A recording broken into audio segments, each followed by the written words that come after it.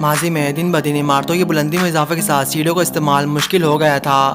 بیمار افراد تو خاص طور پر اوپر نہیں جا سکتے، ایسے میں لفٹ کی ضرورت بڑھ گئی۔ انسان کی زندگی کو آسان بنانے والی بہترین ایجادات میں لفٹ بھی شامل ہے۔ انجینئرز نے لفٹ کے ساتھ بہت سے تجربات کیے ہیں، جس کی وجہ سے یہ وقت کے ساتھ ساتھ بہتر ہوتی رہی ہے۔